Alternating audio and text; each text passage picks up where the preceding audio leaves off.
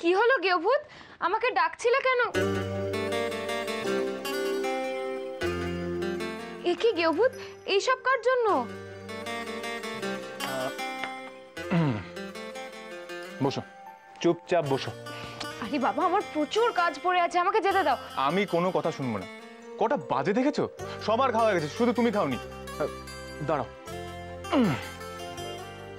হা করো, হা করো।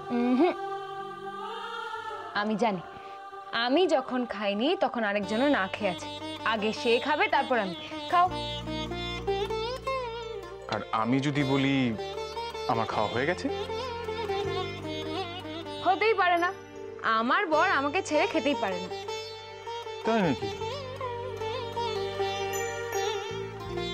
এতটা কনফিডেন্স? ইয়েস, এতটাই কনফিডেন্স। কারণ আমার বর খুব ভালো করে জানে আমাকে ছাড়া খেলে আমি তার কি অবস্থা করব। ও বনি, আজকে খিচুড়িটা এত ভালো হয়েছিল না, বড্ড বেশি খেয়ে ফেলেছি।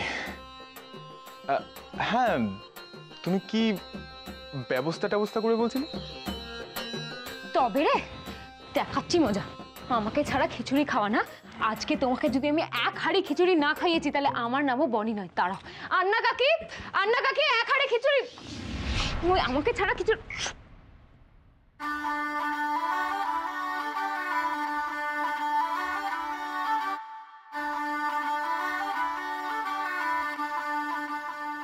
আমি কিচ্ছু খাইনি, পেটে চুচু করছে, আর খিচুড়িও নেই।